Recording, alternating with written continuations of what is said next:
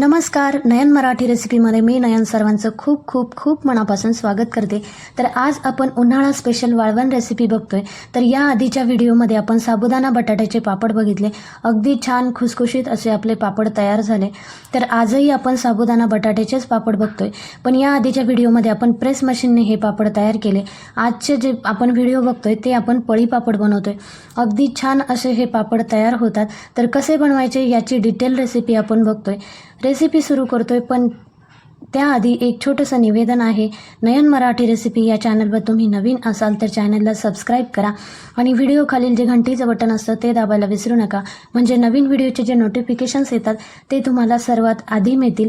आज आपण जी रेसिपी बघतोय त्यामध्ये आपण साबुदाणा कसा शिजवायचा, बटाटे कसे व्यवस्थित शिजवायचे, यामुळे आपले पापड कसे खुसखुशीत होतात याची संपूर्ण रेसिपी बघितली आहे।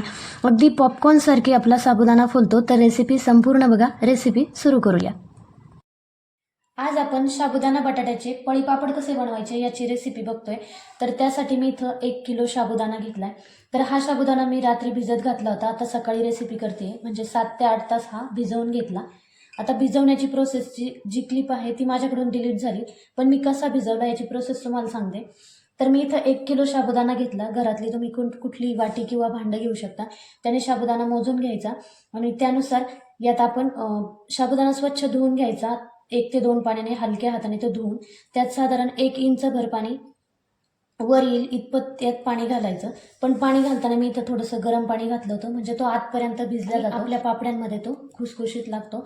या पद्धतीने मी साबुदाणा भिजवून घेतला आणि तुम्ही बघू शकता अगदी मोकळा असा साबुदाणा आपला तयार झालाय। तर 7 ते 8 तास हा साबुदाणा आपण भिजवून घेतला। आता त्यानंतर इथं मी 1 किलो साबुदाण्यासाठी इथं 750 ग्रॅम इथं म्हणजे पाऊण किलो बटाटे इथं घेतले। या बटाट्याचे मी साल काढून पाण्यात टाकलेत। आपण जेव्हा बटाट्याची साल काढतो त्यानंतर ते लगेचच पाण्यात टाकायचे, म्हणजे ते काळे पडत नाही। आता पाऊण किलो इथं बटाटे घेतले। त्यानंतर मी इथं रेड चिली फ्लेक्स घेतले, म्हणजे तुम्ही हिरवी मिरची वापरली तरी चालेल किंवा मग लाल तिखट घेतलं तरी चालेल। त्यानंतर इथं चवीनुसार मीठ घेतलं। पण जेव्हा आपण हे चिली फ्लेक्स घेतो ते पापड्यांमध्ये खूप छान दिसतात, त्यामुळे मी इथं रेड चिली फ्लेक्स घेतले। आता हे झालं साहित्य। यानंतर आता आपण साबुदाणा शिजवण्यासाठी पाणी उकळायला ठेवतोय। आता आपण पापड्यांसाठी इथं पाणी उकळायला ठेवलंय। तर ह्या वाटीने तुम्ही ही वाटी बघू शकता, ह्या वाटीने मी कोरडा साबुदाणा इथं 3 वाट्या घेतला होता। म्हणजे तुम्ही कुठलेही जे तुम्ही भांडं घेतलंय, जे साबुदाणा मोजून घेतला त्या भांड्याने इथं पाणी मोजून घ्यायचंय। तर मी इथं 3 वाट्या साबुदाणा घेतला होता, तर ह्या वाट्यांच्या 5 पट आपल्याला पाणी घालायचंय। तर मी इथं 3 वाट्या साबुदाणा घेतला होता, त्यासाठी 5 पट पाणी म्हटल्यावर इथं 15 वाट्या मी पाणी घेतलंय। तुम्ही जर मोठं भांडं घेतलं असेल तर त्या भांड्याने इथं 5 पट पाणी असं घ्यायचंय। तर मी इथं 3 वाट्यांसाठी 15 वाट्या इथं पाणी टाकले आणि 1 वाटी पाणी एक्स्ट्राचं टाकलंय। जर सपोज आपल्याला वाटलं की थोडंसं आपलं मिश्रण घट्ट झालंय तर त्यावेळेस आपण ते गरम पाणी यात टाकू शकतो, म्हणून मी 1 वाटी एक्स्ट्राचे पाणी इथं टाकलंय। आणि जे आपण 1 वाटी एक्स्ट्रा पाणी घेतलंय ते साईडला काढून ठेवणार आहे। जर आपल्याला वाटलं की मिश्रण थोडंसं घट्ट आहे तर त्यावेळेस आपण ते पाणी घालणार आहे, पण आधी आपण ते साईडला काढून ठेवणार आहे। तर आता पाणी उकळत आहे तोपर्यंत आपण बटाटे किसून घेणार आहे। आता ह्या पाण्यावर आपण झाकण ठेवू, म्हणजे पाणी लवकर उकळलं जाईल आणि पाणी छान उकळून घेऊ।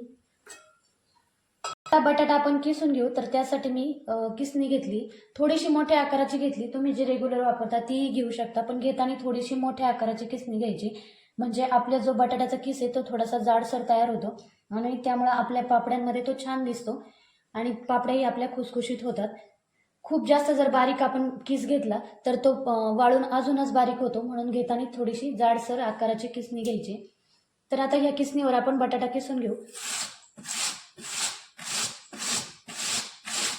बटाट्याचा किस बघू शकता, बटाटा धरताना आपण उभा धरला होता म्हणून असा आपला लांब लांब किस तयार झालाय आणि थोडासा जाडसर तयार झालाय। तर याच पद्धतीने आपण सगळ्या बटाट्याचा किस करून घेणार आहे आणि किस केल्याच्या नंतर आपल्याला लगेचच या पाण्यात घालायचा, म्हणजे आपला किस काळा पडत नाही। बटाटा आपला सगळा बटाटा इथं किसून घेतलाय। त्यानंतर आपण 3 ते 4 पाण्याने इथं बटाटा स्वच्छ धुवून घेतला। जोपर्यंत आपलं पांढरं पाणी असं बटाट्यावर दिसत नाही तोपर्यंत आपल्याला बटाटा स्वच्छ धुवून घ्यायचा आहे। तर मी इथं 4 ते 5 पाण्याने हा बटाटा धुवून घेतला, म्हणजे यातलं स्टार्चचं प्रमाण कमी होतं आणि आपला किस हा पांढरा शुभ्र होतो, त्यामुळे आपल्या पापड्याही पांढऱ्या शुभ्र होतात। त्यामुळे आपण हा 4 ते 5 पाण्याने इथं धुवून घ्यायचा आहे। आणि आता हा धुवून झाल्याच्या नंतर हा भरपूर पाणी घालून आपल्याला हा किस पाण्यामध्येच ठेवायचा आहे. आता यानंतर आपण खीर शिजवून घेतोय, तोपर्यंत हा बटाटा आपल्याला पाण्यातच ठेवायचा आहे. पाणी उकळलंय, आपण झाकण काढून बघू.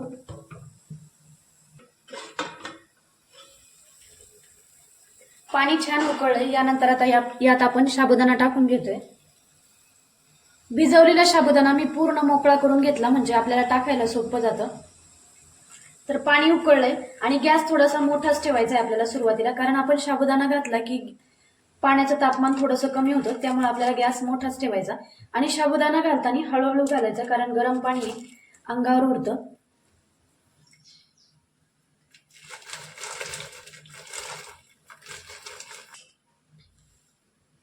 साबुदाणा आपण मोकळा केलाय, त्यामुळे टाकायला सोपं जातं. आता हा चमच्याने आपल्याला हलवून घ्यायचंय आणि गॅस आपल्याला मध्यम करायचा आहे. आणि यावर आपल्याला झाकण ठेवून हा शिजून घ्यायचंय, पण झाकण ठेवताना 2 ते 3 मिनिटाच्या अंतरावर आपल्याला एकदा हलवून घ्यायचंय, म्हणजे तो खाली लागत नाही. साबुदाणा टाकून आपण एकदा हलवून घेतलं. यानंतर आपण परत यावर झाकण ठेवतोय आणि गॅस मध्यम करायचंय. 2 मिनिटं झाले, आपण परत एकदा झाकण उघडून बघू आणि परत एकदा हा हलवून घ्यायचा आहे.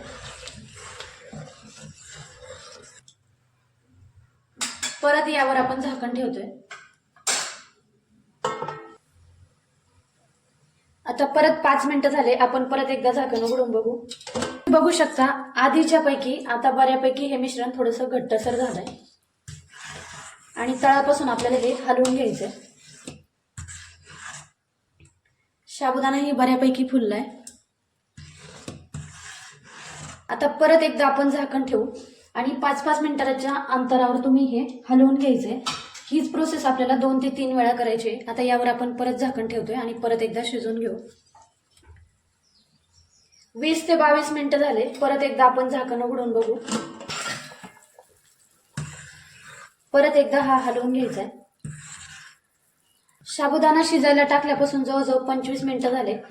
हा बऱ्यापैकी शिजलाय, पण अजून पूर्णपणे शिजलेला नाहीये. या स्टेजला आपण याच्यावर बटाट्याचा किस घालतोय, म्हणजे किसही शिजला जातो आणि आपले साबुदाणाही व्यवस्थित शिजला जाईल. आता बटाट्याचा किस आपण पाणी निथळून घेतलंय. पाणी सगळं निथळून घ्यायचं, किंवा मग पाण्याचं प्रमाण यात जास्त होऊ शकतं. आता सगळा किस आपण यात टाकून घेतोय.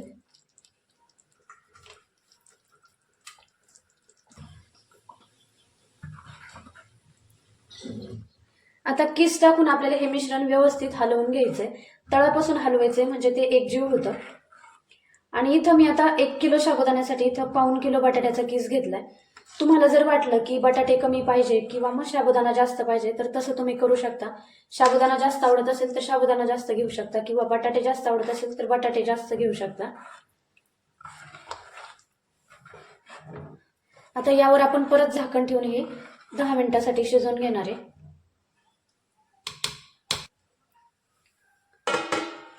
झाकण ठेवून बटाट्याचा किस आपण शिजवून घेऊ. आता 15 मिनिटं झाले, म्हणजे बटाट्याचा किस टाकल्याच्या नंतर आपण 15 मिनिटं हे शिजवून दिलं. म्हणजे टोटल आपण साबुदाणा शिजायला टाकल्यापासून, साबुदाणा जेव्हा आपण टाकला तेव्हा 25 मिनिटं आपण शिजवून घेतलं. त्यानंतर आपण यात बटाट्याचा किस टाकला आणि परत 15 मिनिटं शिजवून झालंय. आता तुम्ही बघू शकता बटाटा अगदी ट्रान्सपरंट झालाय, पण तो अगदी एकसंत नाहीये. आपण या स्टेजला यामध्ये चवीनुसार मीठ घालतोय. इथं मी पोह्याचे 2 चमचे इथं मीठ घातलंय. हे मीठ ताटाचं घेतलंय, त्यामुळे ते थोडंसं खारट असतं. मिठाचं प्रमाण तुम्ही तुमच्या अंदाजानुसार कमी जास्त करू शकता. पण हे मिश्रण ह्या पापड्या वाळल्यानंतर थोड्याशा बारीक होतात, त्यामुळे मीठ बेताने घालायचं, त्यानंतर खारट होतात. आता त्यानंतर आपण इथं चिली फ्लेक्स घालतोय.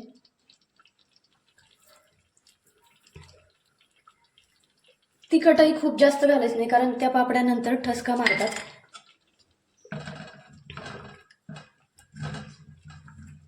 आता हे मिश्रण आपल्याला व्यवस्थित मिक्स करून घ्यायचंय. आणि आपण मीठ आणि हे चिली फ्लेक्स शेवट घालतोय.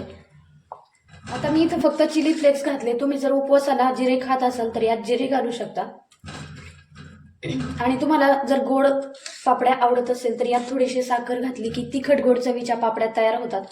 पण आमच्याकडे गोड पापड्या आवडत नाही, त्यामुळे मी इथं साखर घातलेली नाही. पण तुम्हाला जर आवडत असेल तर नक्कीच घाला, खूप छान लागतात. तर हे मिश्रण आपल्याला परत 5 मिनिटासाठी वाफवून घ्यायचं आहे, म्हणजे त्या मिरच्या छान शिजल्या जातात आणि ठसका मारण्याचं प्रमाण कमी होतं.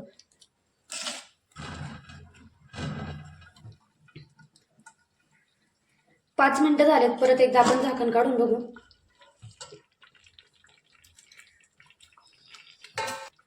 5 मिनिटानंतर छान ह्या चिली फ्लेक्स आपल्या ह्या मिश्रणामध्ये शिजल्यात. आता आपण गॅस बंद करतोय.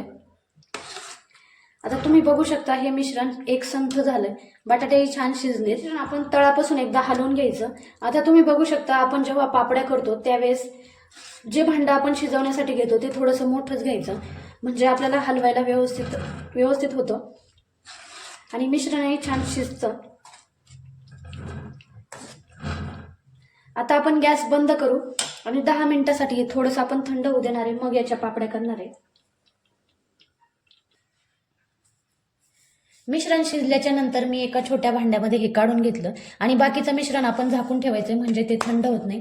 कारण थंड झालं की त्या आपल्या पापड्या थोड्याशा जाडसर तयार होतात आणि पापड्या करायला थोडंसं अवघड होतं. तर आता आपण याचे पळी पापड टाकून घेतोय.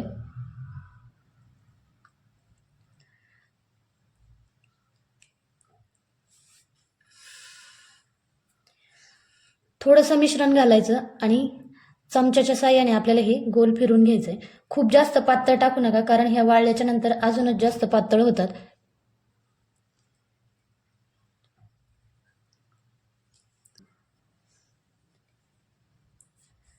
पापड्यांची साईज तुम्ही तुमच्या आवडीनुसार करू शकता.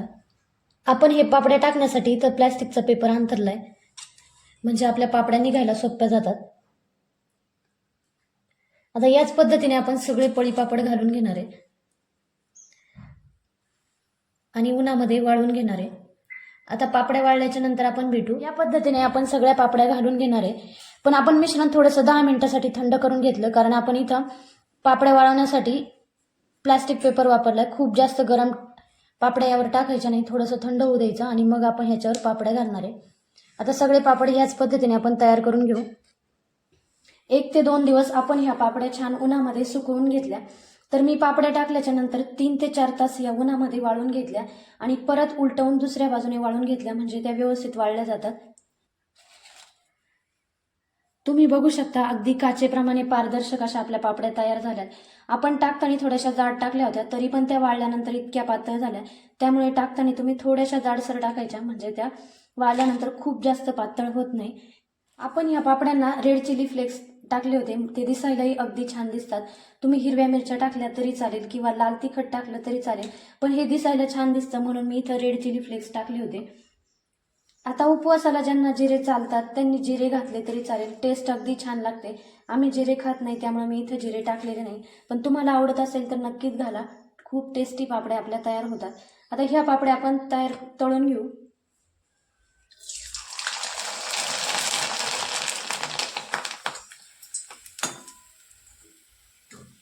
तुम्ही बघू शकता अगदी दुप्पट असं आपली पापडी तयार झाली. तर आपण सांगितलेलं योग्य प्रमाण जर तुम्ही वापरलं तर आपल्या पापड्या अगदी खुसखुशीत तयार होतात. यात आपण बटाटा वापरलाय त्यामुळे त्या आणखीच टेस्टी लागतात. फक्त साबुदाण्याच्याही करू शकता किंवा साबुदाणा बटाट्याच्या जशा आपण दाखवल्या त्या पद्धतीने करू शकता. फक्त इथं पापड्या तळताना आपल्याला तेल छान गरम करून घ्यायचं.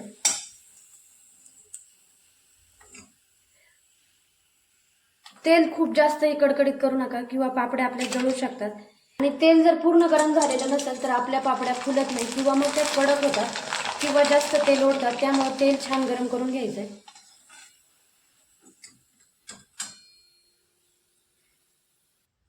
आपण पापड्या इथं तळून घेतल्या.